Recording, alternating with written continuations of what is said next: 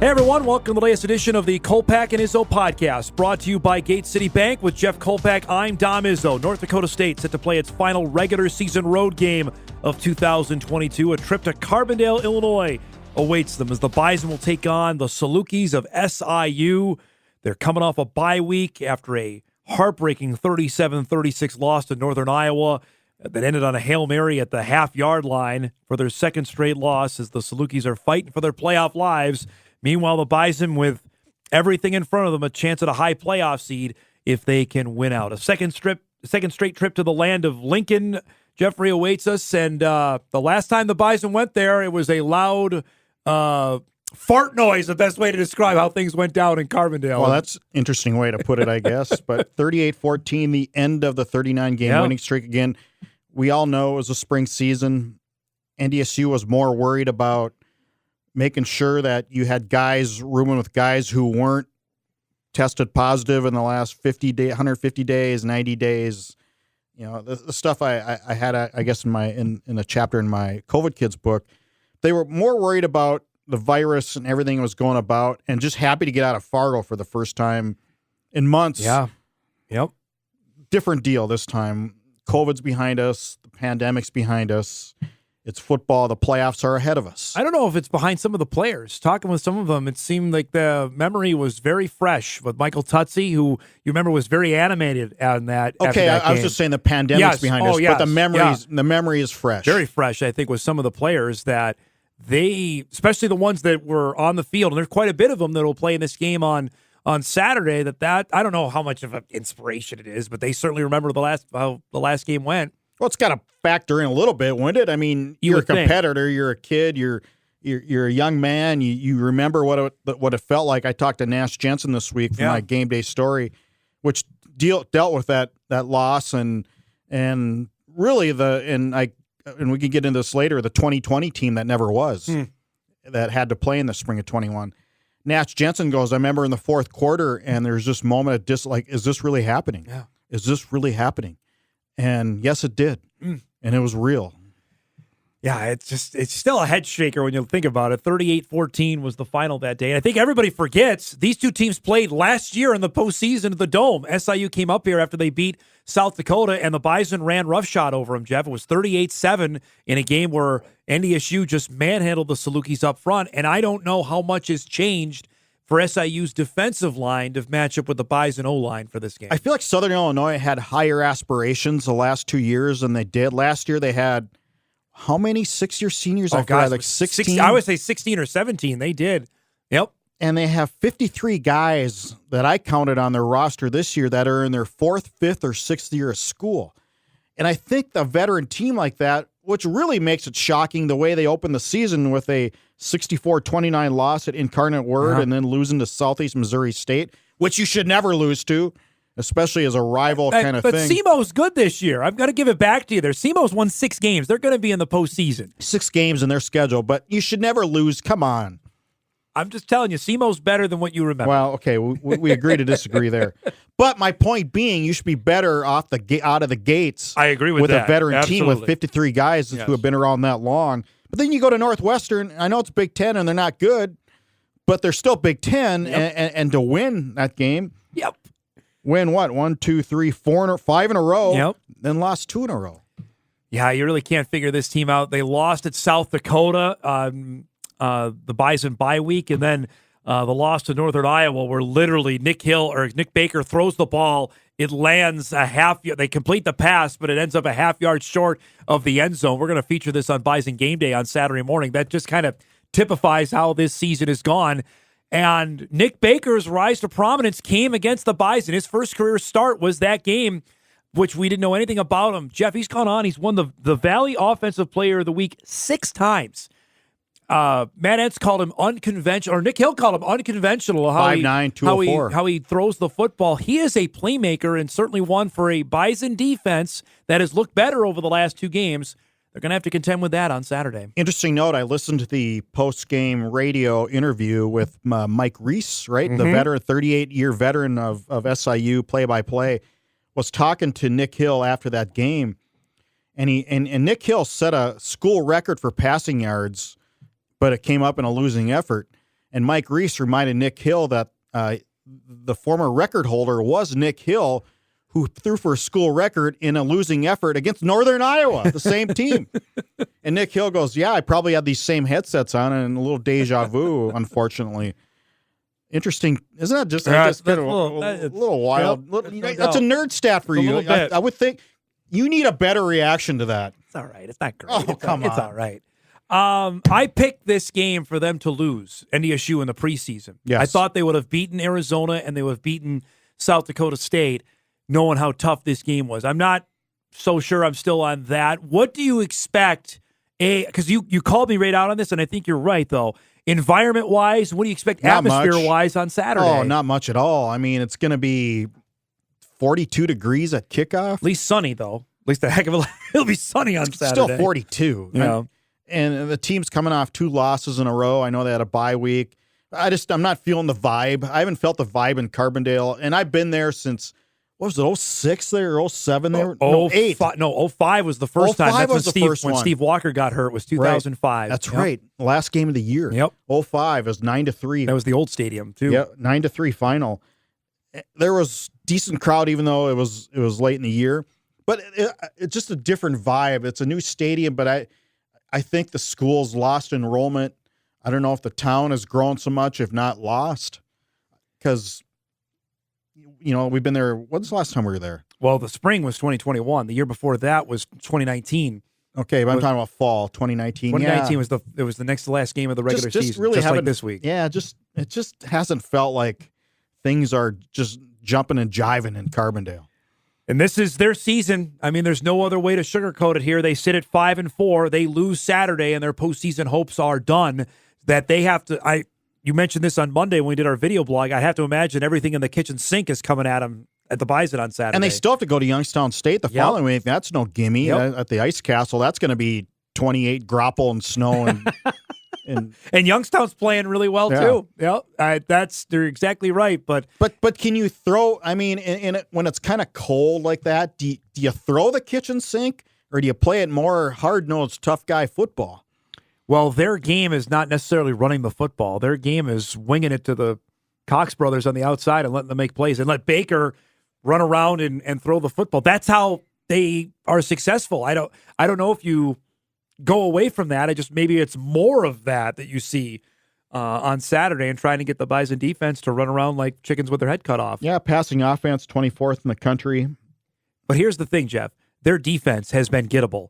They allowed over 200 rushing yards to USD, and USD has not been anything but impressive on the ground this season. Yeah, 96th in passing defense. And they gave up 335 yards passing to Northern Iowa the last time out. That, if I'm Tyler Roll, I'm looking at, and Randy Hedberg looking at that, like, all right, they are gettable here, that we are able to do some things offensively. Yeah, if the win's not too bad, I think it's going to be 10-20, pretty manageable. It won't be compared to last week, the hurricane force winds that we faced in our pregame there's show. No doubt about that. Things got a little better once the game started. But I would imagine you're going to get a healthy dose of Mr. 44. I would imagine Lipke will be out of the garage. I got to believe that all hands on deck now. And especially Hunter's had 3 carries in each of the last 2 games. Oh, it's a good. There's a good stat. Thank you. That's a really good stat. How many again? 3 in each of the last 2 games. 3 carries in each of the last 2 games. With a bye week games. Put in there too. So got to be saving them up here, right? And really, Tamarick, what does he have? 58 carries on the year? I'm sorry, 51 carries. Tamarick's only had 51 attempts all season. Yeah, it's time to go. And I think they did the same thing last year. Last year was more a product of him learning the offense. Yeah. This year, more of the product, maybe of him recovering from that offseason surgery last winter. But still, I think they've sort of had this philosophy of he's 235 pounds or 230. Let's keep him. Let's unveil him late in the year when teams are a little more beat up now, wary a little bit. Lipke made the point to us too when we talked and you asked him about this. Lipke did not play in that game at SIU. Remember, he was still coming back from the surgery he had, so he was not on the field for that game in Carbondale, and he played in the game last year in the playoff game in Fargo. This is the one game where he didn't score a touchdown, and granted, he only had 4 carries, but the Bison still ran it for 389 yards last year. SIU plays more of a 4-2-5 defense where they're safety linebacker is a D-back, but I think he's going to be more of a linebacker and stack the line with NDSU's rush. He's got to. Are you surprised in the games that we have seen with Javon Williams? He has not gotten off against the Bison. They have shut him down where you remember, he was the freshman of the year, I want to say, in 2019. It's like he hasn't really gotten better. No, at least the two games we've seen against Southern Illinois, the Bison have totally stymied him. That to me has been surprising. But even this year, he's averaging 3.5 yards a carry. Yeah. And that just kind of shocks me the way he was, again, in 2019. It was like, this guy's almost unstoppable in the Wildcat. He was for the season. I don't know if their O-line isn't as good as they were in 19, but 3.5, he has 9 touchdowns. So obviously you know what they're going to do in red zone. I'm interested, just go back to that point you're making on Lipke and Tamarick, that each have been set aside through the season for specifically what these last two games. Knowing NDSU, if they take care of business, Jeff, they know they're going to be at home for at least a couple playoff games if they're able to go 9-2. And this is the game I have to imagine you unleash number 44 as much as you can. And maybe still flank him out too, that he's still out at tight end, you know? Well, yeah, the playbook's open. Everything's open. And I think we're going to see 44 carried at least 15 times on Saturday. That's probably, I think that's probably a safe bet there to see what happens. On the flip side, defensively, they picked up 4 more interceptions last Saturday at Western Illinois. They have 5 takeaways over the last 2 games. Courtney Eubanks got his first pick. Logan Kopp got his second. Just the takeaway nature was something that wasn't there in the middle part of the season, has now showed up over the last 2 weeks. Well, they're catching them first. I mean, that helps. Bingo. They're catching their opportunities and not dropping interceptions. With Wisniewski back adds a different element. Were you surprised how much he played on Saturday? He played a lot of snaps. Well, that tells me that he's ready to go, and Matt Entz needs him in full game shape. So maybe that was more of a litmus test, like, can he go the full game? Yeah. I think he answered that. I think Eli Mozart's not far away. I can't believe he's not. The boot is off from what we saw Saturday. You mentioned on Hot Mic on Monday that at least upper body work could be that's going been now, ongoing. Right? That's been ongoing. That never stopped. I would think probably, I don't know if you see him next week, but after the bye, maybe for the first week in December, number 53 very well could be back. And boy, how about that? If you're the rest of the FCS, would love now to get that guy back. I would love to be a fly in the indoor facility, which I do have a camera there, by the way. I'm sure Bad Eds would love to hear that. To see number 53 if he's practicing on Monday or Tuesday. I would, if you're asking me to place a bet on it, I'd say probably for the second round of the playoffs. I bet he's back. I would think he's going to give it a go. Right, there wasn't any practice, surgery. Practice of trying to play. Yeah. I mean, that's a huge boon to this defense that has looked vastly better since the bye week. You don't take the boot off if it doesn't heal, right? Correct? Right. Exactly. You'd keep that on to make sure it heals properly. In a break, it's a pretty easy cut and dried X-ray thing. Yep. It's not rocket science. Is there a gap or is it healed? As Craig Bolson would say, drink a lot of milk. That's what that was the magic healer for Brock Jensen. Yeah. Got the collarbone fixed, and before he knew it, he was back out there. Because he drank a lot of milk.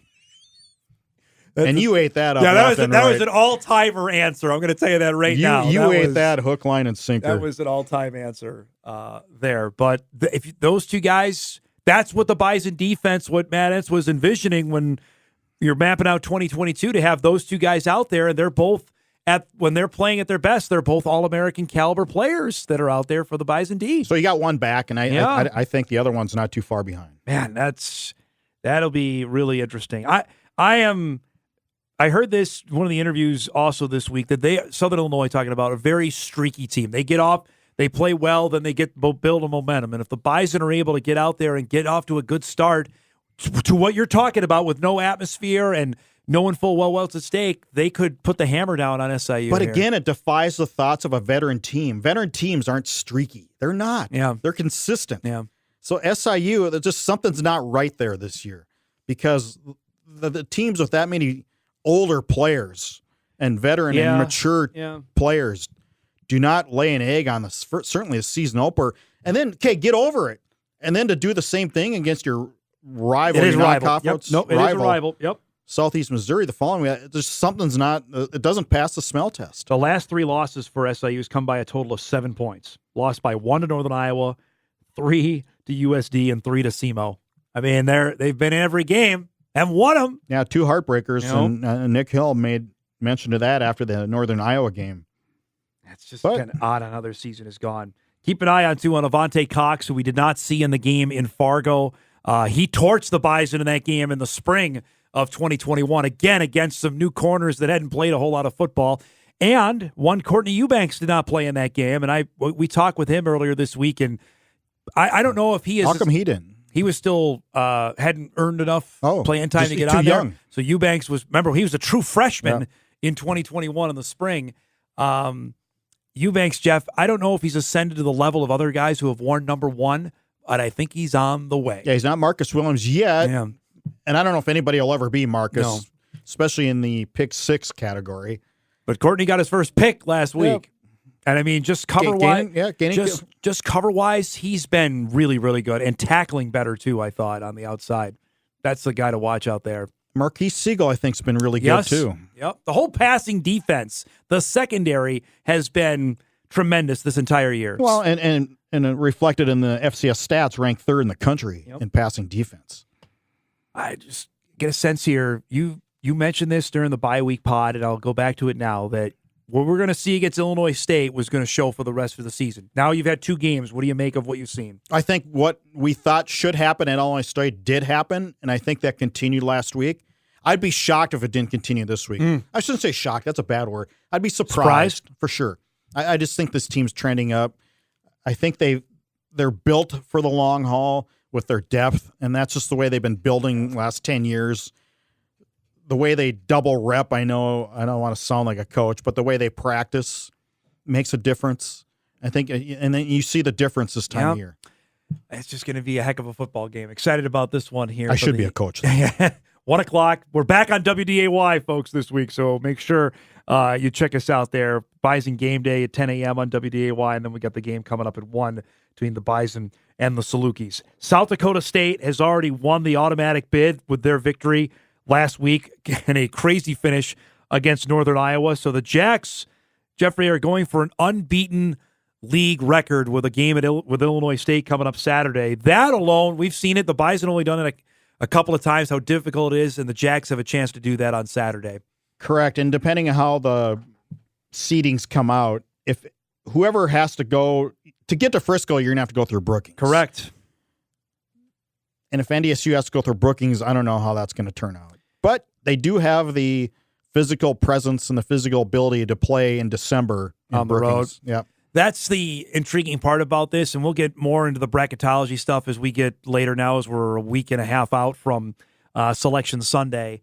If I'm sitting in the committee room and I see Sacramento State is unbeaten with an FBS win and the Jacks are 10-1 and their lone loss is to Iowa, I'm probably still giving the nod to Sac State, and the Jacks are 2. But I'll bring up something. You mentioned this on Monday, and it's a great point, that the 2 leagues likely are going to have the top 4 seeds, the Valley and the Big Sky. You want them on opposite sides. You don't want Montana State and Sac State playing in the semis. You want the opportunity for them to play in the championship. That is if Montana State beats Montana. It makes sense here in your studio, but yeah, whether that happens in reality is a whole other kettle of fish there. I just, it would be better for everybody if the 2 leagues are separated. And the Bison probably are legitimate if they win out 4 seed with 2 losses. Absolutely. Now, with Weber State losing to Sac State last week, the Bison certainly are the. You could make the argument it could be the 3 if Montana State loses. Well, if the Bobcats lose to the Grizz in the Brawl of the Wild game and the Bison win out, NDSU has got a heck of a claim to the 3. Montana State has led a charmed life this fall. When you get 8 points on safeties, yeah, I think you're living well. There's no doubt about it. Yeah, I think Montana State's gonna win the Brawl of the Wild. Really? This is it? Because I think the Grizz could do it. I know it's in Bozeman, but I mean, they would love to do that. But the stigma of the streak of Montana State winning ended last year. Yep. And so is it Montana State's turn for revenge? couple of projected brackets here have the Bison at 4 on the same side with Sac State, SDSU, Montana State on the other. The other hot topic before we want to chat some hoops before we go is the amount of Valley teams that are in. Right now, we know 2 are definitely in. Who else is is anybody else joining them in the postseason party? For the Are you Missouri saying Valley? NDSU's definitely? What if they lose the last 2?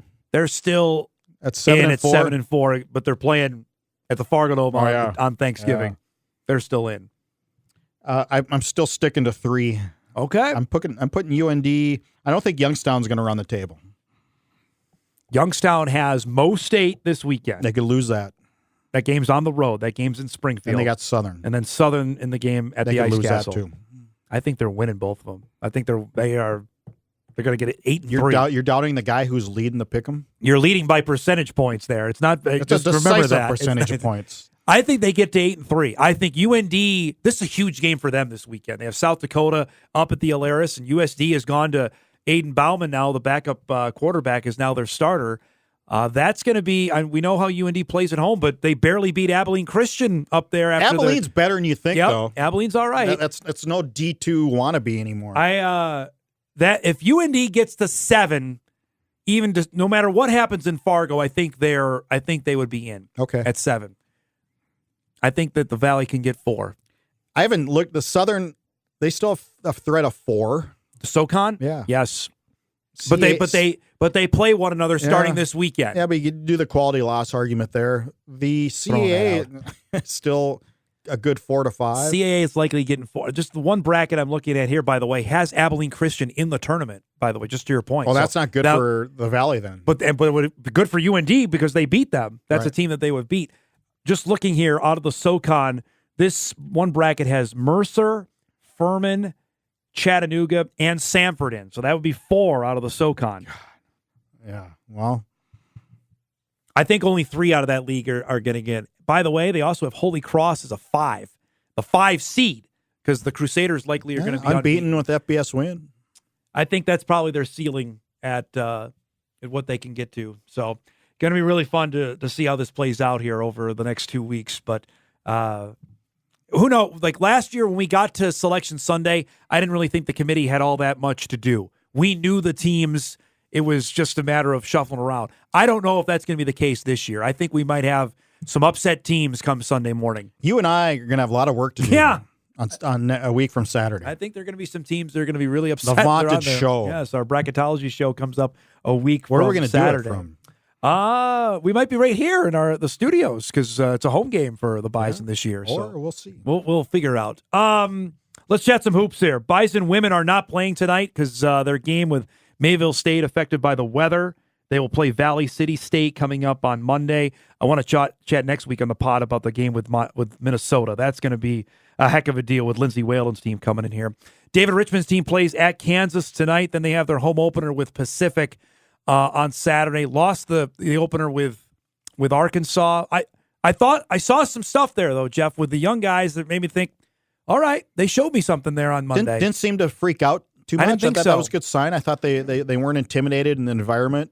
They were out-athleted, but they weren't intimidated. I think that's what you look for first. So mentally, I think they're pretty bought into Division I basketball. Now we'll see if Dave can develop them, and he has in his past been able to do that. I like this freshman class. Yeah. I do. I think there's a lot of potential there. But as Entz says, he hates the word potential. It's a bad word.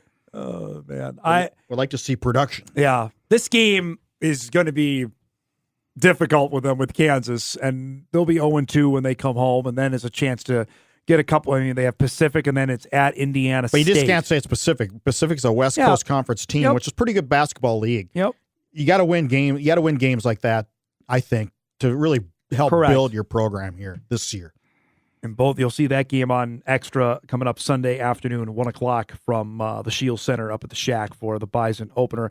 I like Lance Waddles. Let's see what Tejavis Miller can do. Those are two of the freshmen out there that I think will handle themselves A-OK as the season keeps going along here for the Bison men. One quick word here before we do some pick'em before we go. Sacramento State actually plays tomorrow night. They play Friday night at Portland State. Portland State is 5-4. This is a perfect game for them to overlook knowing they can go unbeaten the following. They have UC Davis, a rivalry game. Just a heads up on that one that could sneak under the radar. That, wait a minute, did Sac State actually lose? Yeah, I've noticed Portland's hung in on a couple teams. No doubt. Yep. Keep an eye on that one on Friday night. Who knows? Maybe Sac State is finally living a charmed life and having a heck of a football season this year as they're in position to be the number one overall seed. There are a couple games that I didn't put in pick 'em because there's just too many that I wanted to get here on the podcast. Because I know you put in the ones you think you have an inside knowledge I have no of. inside knowledge. But here's a biggie in the CAA. Richmond, Delaware. Each team 7-2. This is a huge game for the league there. Yeah, Delaware leads the CAA in defense and total defense. And this time of the year, I like that. I like the better defensive squad. I'm taking the Blue Hens. I shouldn't actually. Why am I giving you my picks? All right. That's all right. You can give me the Blue Hens there. That's fine. I like your inside knowledge on that.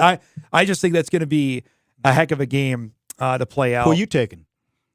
I was leaning Delaware. And see, now you're going Richmond because that's your only way of rallying. Let's stop this. This is not fair. Let me ask you this one. The game we're not picking is Eastern Washington and Montana. Oh, Eastern is terrible. How bad is that for the division that Eastern has fallen off? And granted, it's not good. The Bison are going to see Eastern Washington in that game at US Bank Stadium next September. It's not good. You talk about a bad defensive team.